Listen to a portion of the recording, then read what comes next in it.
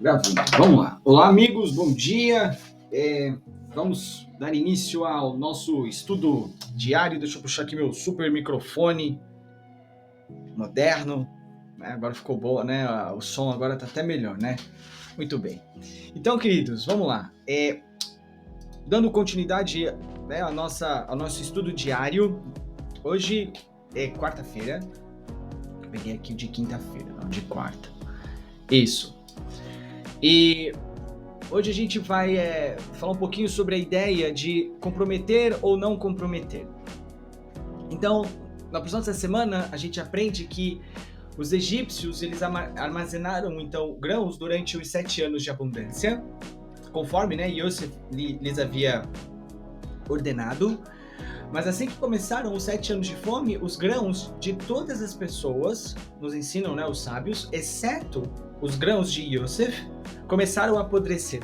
Então todos os grãos que foram armazenados por todas as outras pessoas do Egito, né, ficaram podres, não ficaram, né, bons para o consumo, enquanto que somente os grãos de Yosef armazenados é que permaneceram viáveis.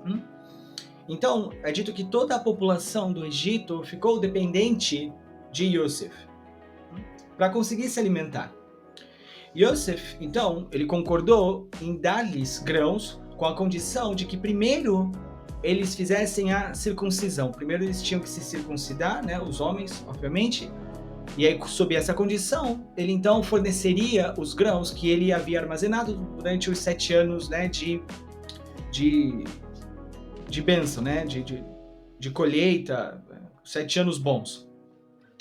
Então nós lemos em Bereshit, Mem Aleph, verso Nun Rei, né? Agora o professor tá chique, o professor agora fala os capítulos e os versículos em hebraico também. É dito assim, ó: Vayomer Paro lechol Mitzrayim lechol et Yosef asher yomar lachen tasu. Traduzindo, o faraó disse a todo o Egito: vão até o Yosef e façam tudo o que ele disser. Muito bem. É um bom conselho, né? Ouve o que o Yosef está falando e faz o que ele está falando, porque vai dar tudo certo. Então vamos lá. O que os sábios explicam para a gente sobre essa passagem, amigos? E de novo, aqui é importante e a gente, de novo, reforçar a ideia de que o ensinamento diário é para que a gente mantenha isso na nossa mente guardado para usar durante o nosso dia, tá bom? Hoje, ainda no final, vou falar um pouquinho sobre a lua nova de Tevet, tá bom? Como eu havia prometido ontem. Então vamos lá. Embora Yosef ele tenha conseguido refinar um pouco o Egito ao circuncidar os egípcios, ou seja, a gente sabe que o Brit Milá, essa ação no mundo físico, a gente sabe que o órgão masculino corresponde à dimensão de Yesod, na sua correspondência espiritual, e que a remoção, né, do prepúcio corresponde à remoção da clipá, que fica em volta da sefirá de Yesod nos mundos superiores, ou seja, com isso o fluxo da divindade ele tende a ser atraído de forma, vamos dizer assim, mais fácil e também de forma mais pura.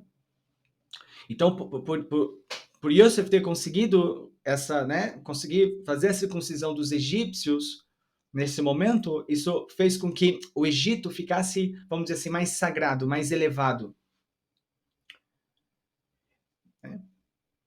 E essa foi uma ação feita pelo próprio Yosef. Ele agiu por iniciativa própria. No entanto, apesar de suas boas intenções, a coisa não saiu de forma, vamos dizer assim, perfeita. Por quê? Ao tornar-se mais refinado, o Egito, ele de fato se tornou mais digno de receber a beneficência, né, dos mundos superiores, como eu expliquei para você. Essa ação de fazer o Brit Milá fez com que um nível maior de santidade, então, pudesse repousar sobre os egípcios, naquele momento. Então, eles puderam receber uma beneficência maior, né? De forma mais simples, vamos dizer assim, quando a gente está disposto a literalmente remover algum nível de negatividade da vida da gente, isso de fato vai trazer um pouco mais de Kedushá, vai trazer um pouco mais de santidade sobre cada um de nós, tá? Então, ainda que isso de fato em algum nível aconteceu no Egito durante essa história, durante esse momento, né, em que eles foram circuncidados.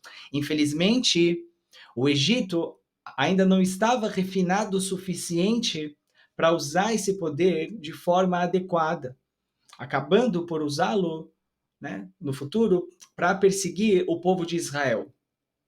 Então tem esse aspecto. Não basta somente a gente fazer o trabalho para a remoção daquilo que é negativo, mas da mesma forma, né, tão importante quanto é a gente se esforçar para aumentar o nosso receptor, para fazer com que essa beneficência divina atraída por conta dessa remoção que a gente realizou, possa ser recebida também de maneira adequada. Então, são dois trabalhos: o da remoção da negatividade e também a preparação do nosso recipiente para poder receber e manter de forma equilibrada essa luz com a gente. Então, da mesma forma, nós também devemos ter cuidado para não exagerar ou comprometer as regras da Torá nos nossos esforços para fazer o bem. Porque nenhum bem duradouro pode resultar do comprometimento das leis da Torá. Né? Exatamente o que a gente falou. Você não deve fazer uma determinada mitzvah, né? Ou algumas mitzvot, de uma forma, vamos dizer assim, parcial. O ideal é que você faça ela de forma completa.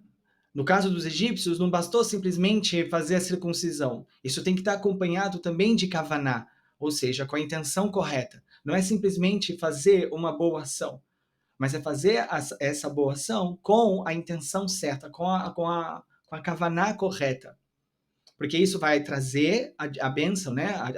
Esse nível de kedushá, esse nível de divindade dos mundos superiores, mas não só a gente vai conseguir trazer, a gente vai conseguir, de fato, receber e manter com a gente. Manter com a gente. O mesmo Deus que criou o mundo, Deus, né? Ele também nos deu a Torá, as suas instruções divinas sobre como viver nesse mundo. E, portanto, quando a gente segue as regras da Torá, é que então os nossos esforços para poder compartilhar essa luz e ajudar as outras pessoas serão coroados com sucesso final. Ou seja, aqui os sábios estão ensinando para a gente que a gente deve nos esforçar para remover a nossa negatividade, mas acompanhado a isso, a gente tem que ter a correta intenção do porquê nós estamos fazendo isso. Não basta simplesmente porque você querer se ver livre de um aspecto negativo que você possui.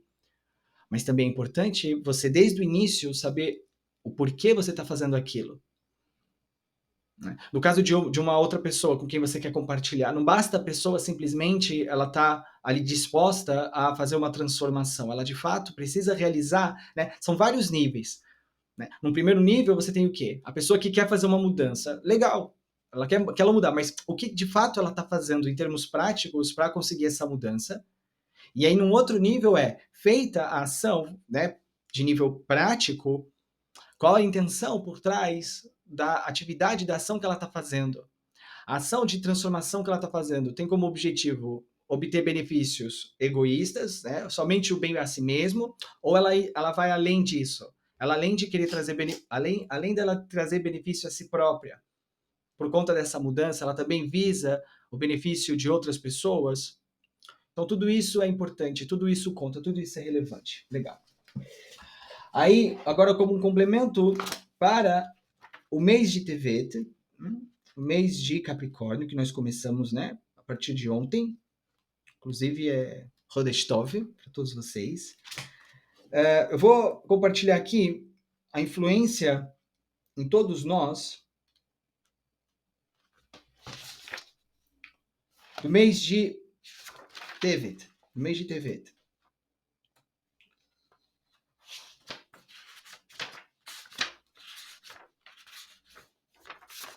Vamos lá.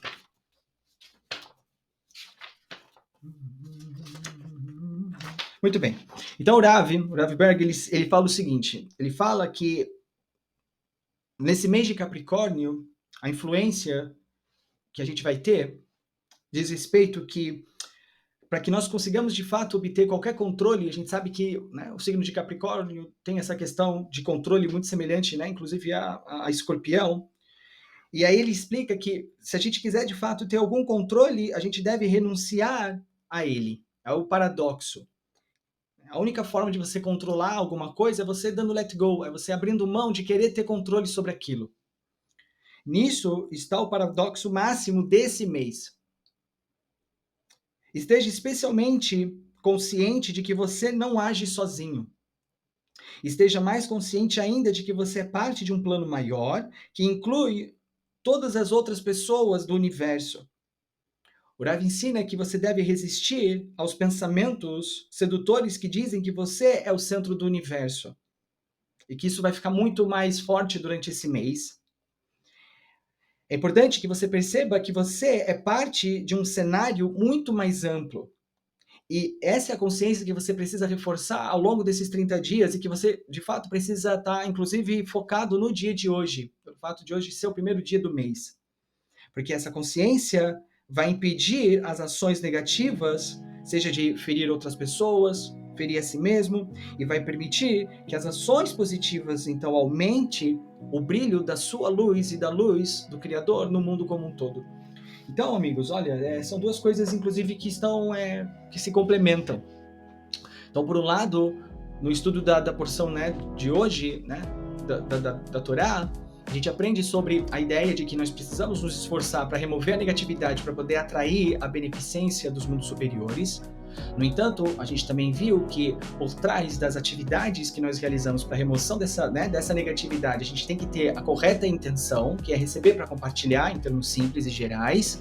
E unido a isso, né, de acordo com o que o Rav explica sobre a maneira como nós devemos nos conduzir, não apenas no dia de hoje, mas nos próximos 30 dias, é dando let go daquilo que a gente quer ter um controle maior. Porque é dando esse let go, abrindo mão de ter controle, é que de fato a gente vai ter algum controle.